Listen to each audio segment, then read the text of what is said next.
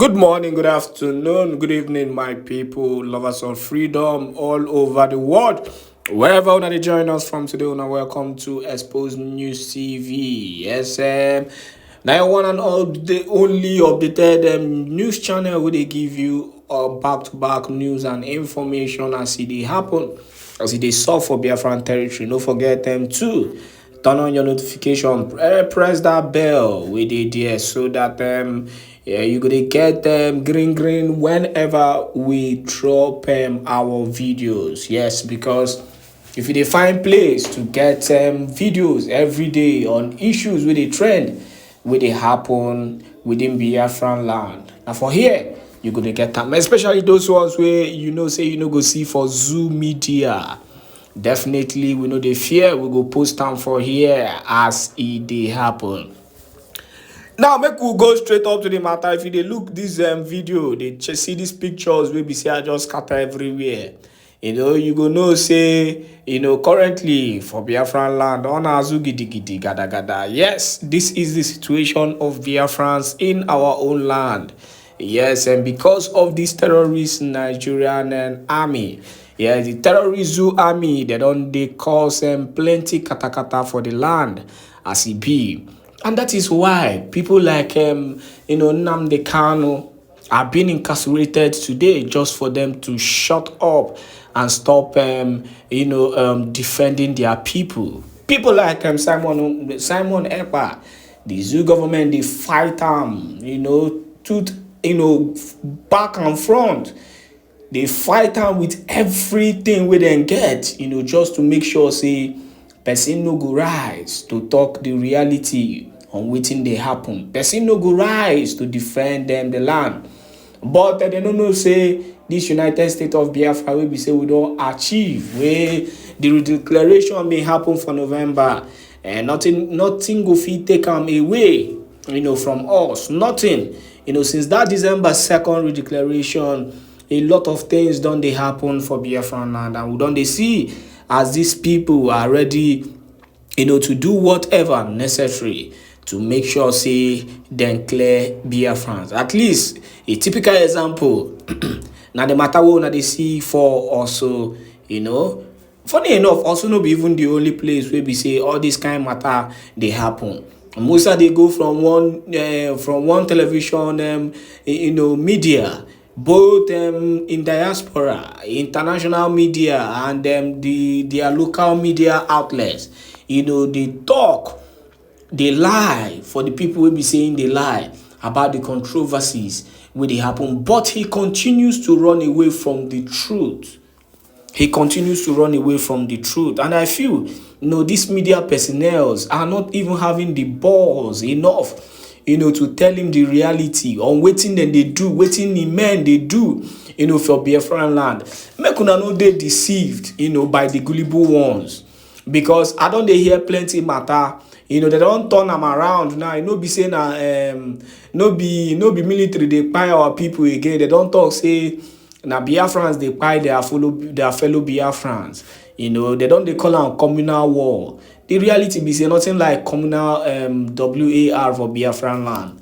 The only WAR waiting for Biafran land. Now this one where Musa they talk about for here. Musa clarify am for here. And if you go listen to this video from beginning to end, you go hear them with your own ears. Because na legit and na confirmento will they give you for here. Enjoy this video.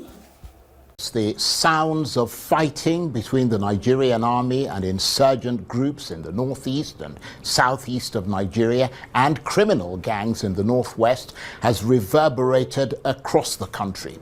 At one stage, Boko Haram and its allied groups had control of several local governments in the northeast, but they were subsequently dislodged. And since then, the military has slowly but steadily been gaining the upper hand, engaging in what's been described as fast, agile, and superior counterinsurgency operations.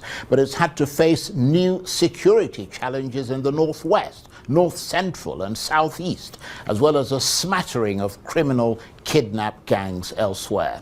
So where do things stand now?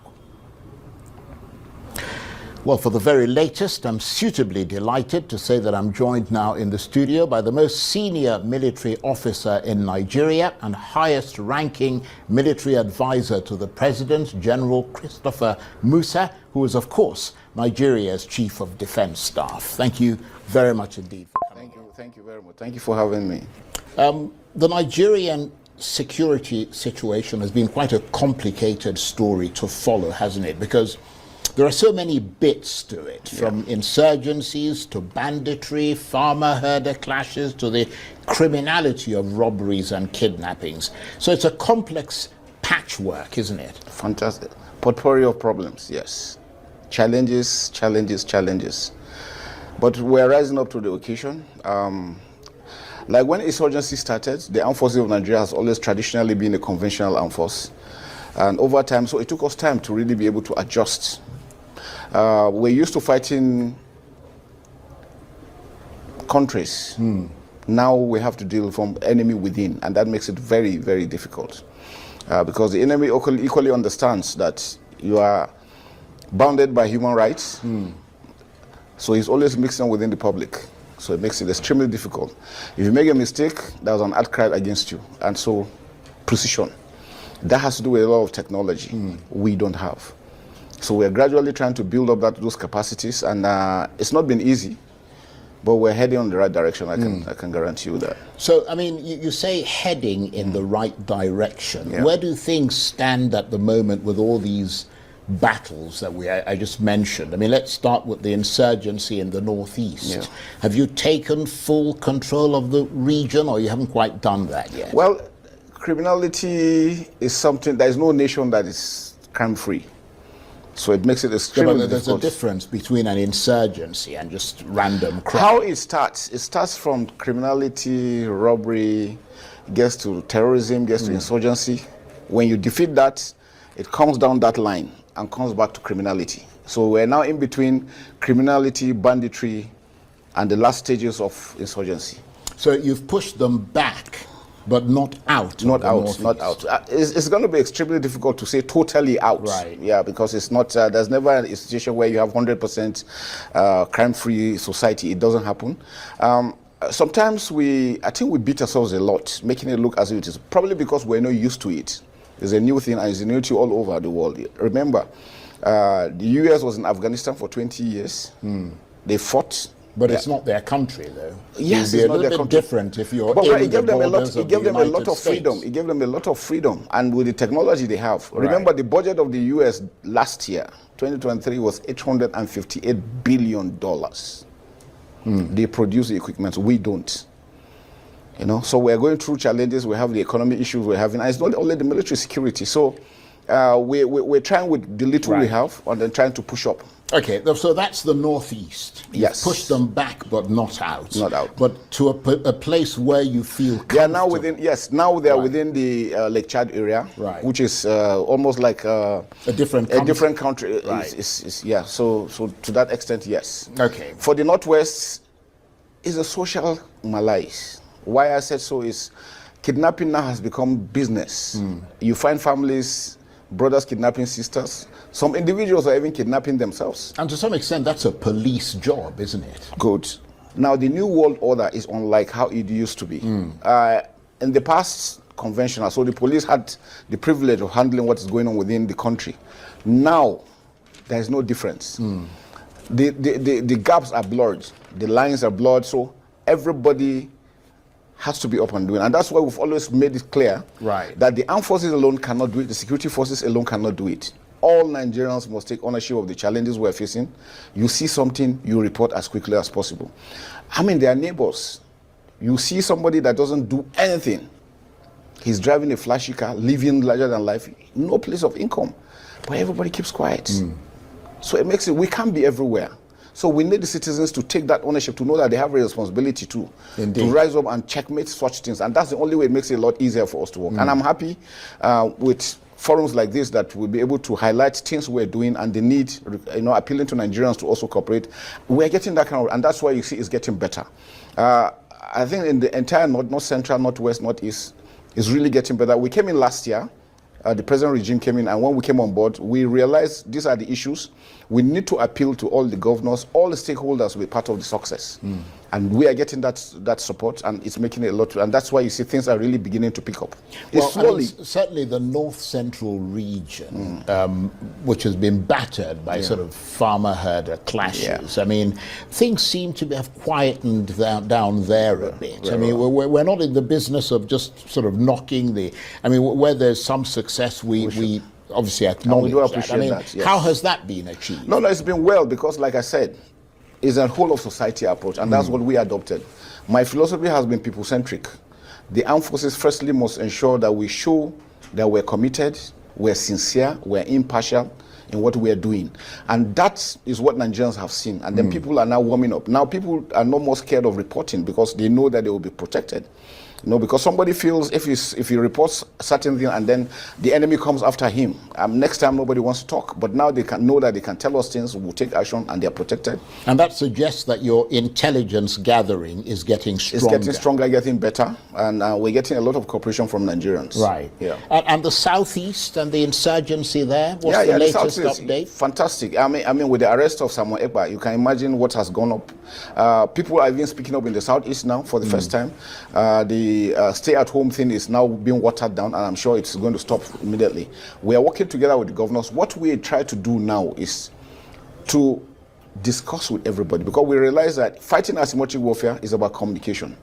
If you stay off and people don't know what you're doing, you get into trouble.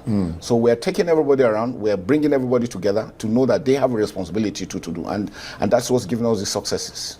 And is it IPOB that's the problem there, or are there other criminal gangs and even hired political thugs that have taken advantage of the situation? Because IPOB have consistently denied many of the attacks that are credited to them. Well, they always want to deny it. I mean, basically, but everybody knows, they know it, that they're the ones. It's IPOD and ESN, and again, criminal elements. You know, normally when there's impunity, a lot of acts of criminality, and then criminals take advantage of that. Everybody wants to be part of it, and that's what's happening. But I mean, insurgent groups tend to want to, admit that they've claim responsibility. Yeah, well, I mean, it gives them power and, yes. and makes them more feared. So why would IPOB say they're not the ones who are doing it? Well, probably because of the nature of the individuals that are involved. It's a the one in the northeast, basically most of them are illiterate, not too well learned. The ones in the southeast, so they know the implications of what they are doing, and that's why they want to stay away, because in case they have been arrested, they don't want to be prosecuted. So those are the difference we have.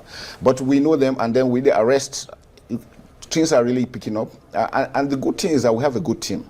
Right from the presidency, the judiciary, the National Assembly, the National Security Advisor, the Ministers of Defense, Minister of State Defense, we are working as a team. And I think that's what's giving us this impetus, because we all know these challenges, and we're facing them squarely.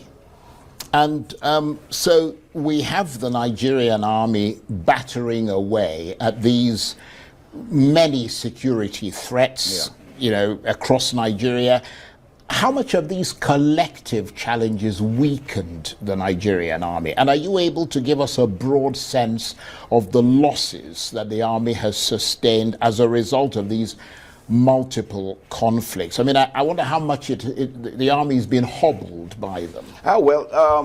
The losses mostly on equipment, but the good thing is that you would have lost quite a lot of men. Men, yes, but not so much as to degrade our capacity and capabilities. But how just many, recently, roughly? I mean, Nigerians have a right to know.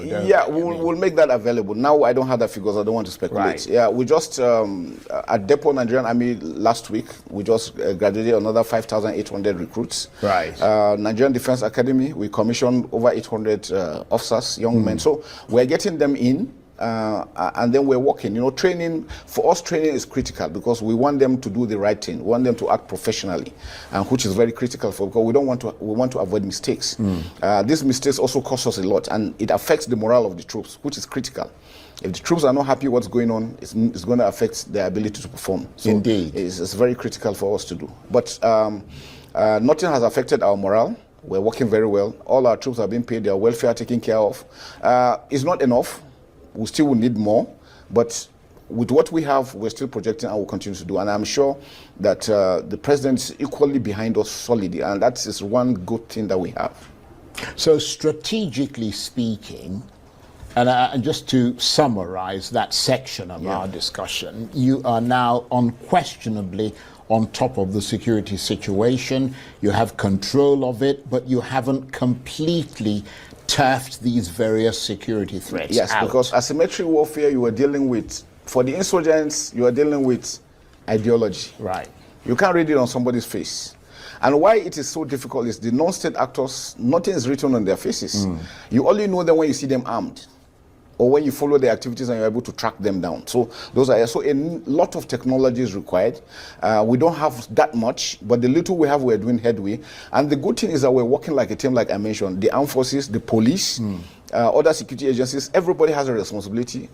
All our joint task forces have all the components of the security agencies, and everybody is playing his role. So that has really made it a lot easier for us, and that's why we're working together. And we've seen Nigeria go from being a key player in the West African sub-region to becoming, to some extent, less of a voice in determining the political direction in the region. I mean, you know, a few years ago, Nigeria was leading the charge to restore democracy in Liberia, in Sierra Leone, even more recently in the Gambia. But I mean, following all these military coups in the Sahel and the failed attempt by President Tinubu to intervene to restore democracy there, I mean, if Nigeria can take full control of its own security challenges, is that likely to restore this country to the front seat position when it comes to solving the insecurity and at least giving confidence? Yeah, I think Nigeria is still Africa there. In Nigeria, in ECOWAS, Nigeria is still the country to deal with. Remember, the president is the chairman of ECOWAS countries, which is still very, very, is a good thing for us that we're doing that. And we're still playing major roles. As we speak, you remember we just finished the African military games. We had the Malian team, we had the Burkina Faso team, we had the Libyan teams. Nigeria is still a force to reckon with. We just need to do more. And as we speak, even when these countries are pulled out, we're still discussing with them. Remember, not long ago, I visited Mali, I visited Niger Republic. I had discussion with the Chief of Defense Staff on the need for us to continue our operation, because what we understand is that the Sahel region, we must work together for us to succeed, and that's what we are doing. So politically, yes, there might be issues on ground, but militarily, we're all working as a team, because we know security is everybody's responsibility. And then these individuals we're dealing with don't respect any borders. So if you think it's not your responsibility, they will come after you. So we still have a team working, and we'll continue to do that. Politically, we're equally meeting them. Not long ago, myself and the NSA also visited the Chadian president. We saw him, and we discussed with him and took the message to Mr. President. And we're doing so. Very soon, we're also going to meet the Malian teams and the Burkina Faso guys. So we're working around the clock. Militarily, Nigeria is still strong. As we speak, we have our troops in Gambia, in Central African Republic, very soon probably in Sierra Leone. We're also stabilizing these countries despite our challenges. So we have that capacity to do what we're doing here and externally at the same time. And yet, despite all these things, I mean, some would say you would say that, wouldn't you? I mean, you're the head of Nigeria, you're the most senior military officer. You're not going to say, well, it's a load of crap, flush them down the toilet. But the truth about it is that we'll never lie. Right. That's one thing I know I will hold us, yes. Nevertheless, I mean, a lot of people, I mean, part of what you have to deal with, which is why you're sitting here, is the perception of the public, the way they see the army. And there is this sense that Nigeria's army has been severely degraded, not so much because of the people in it, but also because of so many other things. Lack of funding, corrupt politicians, a politicized army, I mean, all kinds of issues. And that sense, there is that sense in Nigeria still, and I'm sure you hear it from time to time, where people say, you know, we need to bring mercenaries into this country. No. Well, what is your reaction? We don't need mercenaries. We don't need any foreign boots on Nigerian soil, and that is not even being thought out. We don't need any military base. You remember because of the. Well, I was going to ask you about the military base, but just let's talk about the mercenaries first. The mercenaries, no. We have the capacity to do that. We have told all the countries we do training together. All we need is to get these equipments that we're fighting. Now, this war that we've been going has enabled us to also build up the capacity of also producing our own equipment. That we're doing. I just came in from Jaji this morning. We're now converting and producing our own APCs gradually, assembling them for now before we start full production. And so we believe that if we're able to get these things right, we'll be able to do well. We can do so much. Right, so you don't need No, we don't. We have the capacity to do Right. that. We have done that. Remember when we stabilized Liberia? We went to Liberia as a nation then. We went to... Yeah, but that was then. Yes, that's how many years ago. We can still do the same thing.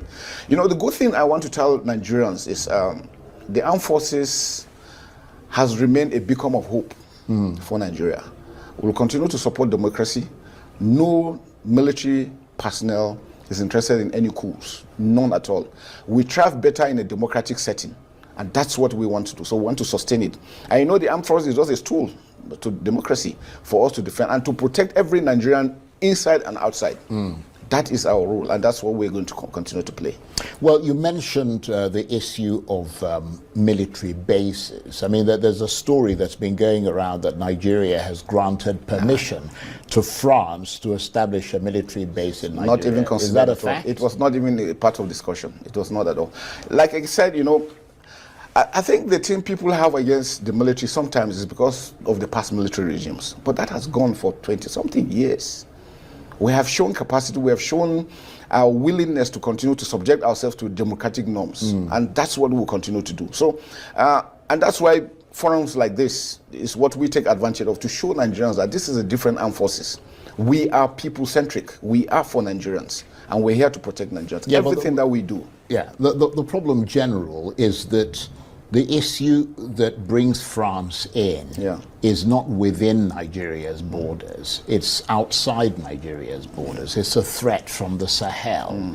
It's a threat from other parts of North Africa, coming down from Libya and all the rest of it. And I'm wondering if the idea of a military base, whether it's French or American or something else, is something that might be on the agenda at some future date? Or can you say incontrovertibly that no foreign countries will be allowed to set up a military base in any part of the country? It is a no-no. Bearing in mind that you're not going to be the chief of defense staff forever.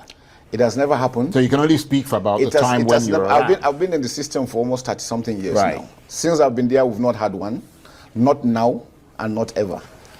All we want to do is to continue to train together. We can train together. We send our officers and soldiers to these countries. We have assisted them severally, even these so-called big countries. We have done so much. It's an inability to get the equipment that we need.